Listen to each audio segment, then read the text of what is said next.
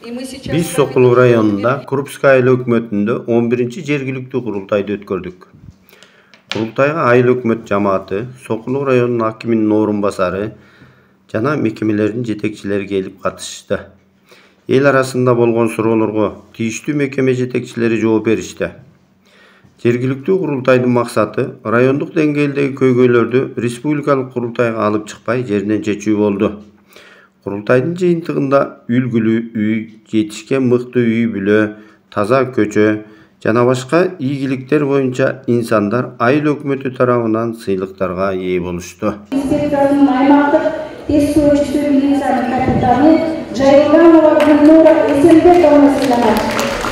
Я сняла с себя полномочия депутатские и сказала, что будем здесь работать с общественностью. Мен жергиликтүү курултай институтунун негизги ишмердүүлүгүн түшүнгөндөн кийин өз каалоом менен депутаттык ишмердигимди токтотуп, мыйзам чегинде курултайды орното баштадым.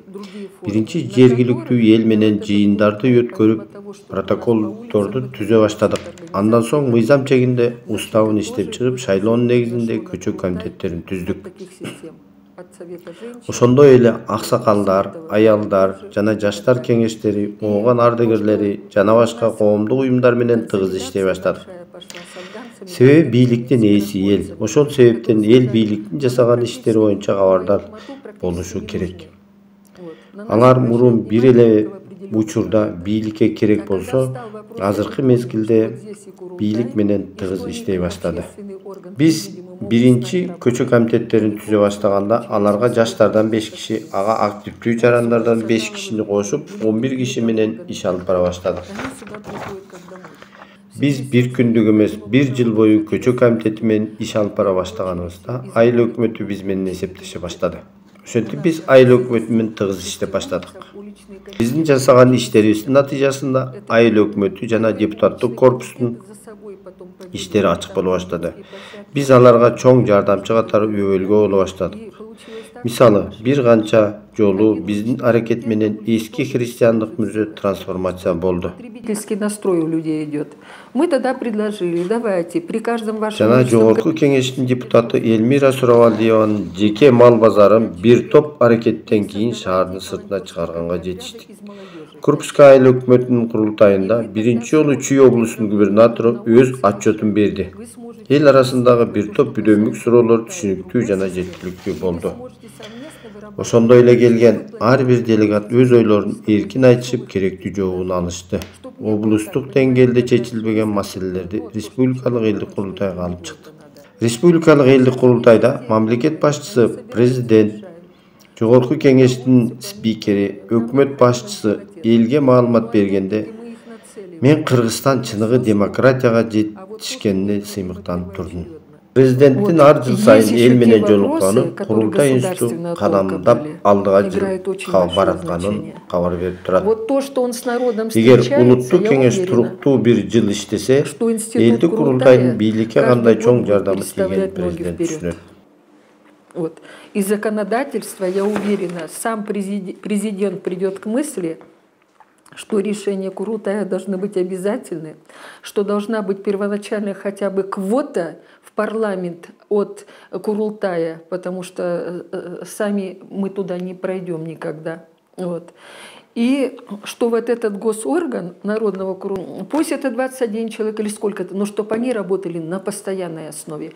Он сам потом поймет, какая-то для него большая помощь, потому что как у нас вот Центр народных инициатив будут люди идти, так туда, в этот орган, который Национальный совет будет, не к нему будут, а больше идти сюда. И он снимет очень много напряжения в государстве. Поэтому он сейчас правильную линию занял. Айыл өкмөткө курултай кайсы жылдардан бери ушу курултайды өткөрүп келесиздер? Курултай өткөргөндө бул жерде биз бүгүнкү күндө 11-чи курултайды өткөрүп атабыз. Былтыр юбилейдик 10 жылдык өткөргөнбүз. Быйыл 11-чи жыл өткөрүп атабыз. Жыл сайын курултай. Жыл сайын курултай жылдын инициатива кандай башталды? Же сиз келгенге чейин болуп келген экен? Бул биз айыл өкмөт башчысы болуп келгенге чейин башталган. Биз бул жерде депутат элек, айылдык кеңештин депутаты болчубуз. Ушул жерде биздин активдер менен, депутаттар менен чогуу курултай өткөрсөк деп ниет кылып ушунда башталган. Ошондон бери жыл сайын жылдын аягында жылдын жыйынтыгын чыгарып, ушу элдерден ар бир көчө округ бул бөлүнүп, делегаттар шайланып, жылдын аягында ушундай чогулуп курултай өткөрүп, быйылкы жылга кандай иш-чаралар болсо ошол жөнүндө отчет берип айыл өкмөт тараптан келерки жылга айылдык кеңештин депутаттар тарабынан бюджет бекилгенге чейин элдердин сунуштарын чогултуу, элдердин көйгөйлөрүн угуу, элдер менен баарлашуу мындайча айтканда. Анан мына 2 жыл болуп отурат, биздин да айыл аймагыбыздан ушинтип делегаттар менен кеңешип чечип, анан бир кишини республикалык курултайга жакынкы арада жөнөтүп, ушу барып келди. Ошол барып келип дагы, мына бүгүнкү күндө өзүңүздөр көрдүңүздөр, ошо республикада курултайда кандай иш-чара болгонун баарын бул жердеги делегаттардын баарына түшүндүрүштерин жүргүзүп берди. Наоборот, эл менен жакын байланышта болуп, биздин айылдык кеңештин депутаттары, делегаттар, көчө комитеттер дагы биздин ушул мекеме жетекчилери менен ушул жерден чогуу маселени жерине чечип алабыз. Өзүңүздөр бүгүн уккандай канча көптөгөн суроолор болду чечүү. Ушуну баа жогору жакка жеткирбестен эле ушул жергиликтүү маанидеги суроолорду жергиликтүү бул жерден чечип алсак болчудай да. Деген биздин эл менен баягы мамлекеттик кызматкерлардын ортосундагы байланыш, тыгыз ишти алып баруу. Ушу бул делегаттардагы мамлекеттик кызматтын баары эле ушу мамлекетибизде, эл жерибизде тынчтык, ынтымак, өнүгүү өсүү болсун дейт да. Ошо кайсыл жерде кандай көйгөй болсо, ошону бул жерге бизге жеткирип, айылдык кеңештин депутаттарына жеткирип, ошону чогуу биргеликте аткарабыз деген. Бул кылган иштерибиз деле ачык айкын эле, мына өзүңүздөр көргөндөй, башынан аягына чейин ар бир блок кылып бөлүп туруп кылган иштердин баарын тең көрсөтүп бердик. Кандай гана суроо жооп болбосун, бизге кандай гана күмөн санабасын, күмөн санай турган болсо, мына сурооңуздар ушул жерден берсеңиздер болот деп. Баягы элдин дагы калктын да ичиндеги ар кандай күмөн ойлор жаралып калбаш үчүн мына элдин астына курултайды жыл сайын отчет берип атабыз. Сурооңуздар болсо, күмөн боло турган болсо ушул жерден бериңиздер деп. Анан бүгүн мынакей көпчүлүк бир добуштан баары колдоп берип, биздин отчетубузду жактырышты. Биз ойлойбуз, ыраазычылык билдиребиз өзүбүздүн элибизге. Эми таза иштеген адам элге отчет бергенден коркпойт да. Биз даярбыз ар дайым отчет бергенге.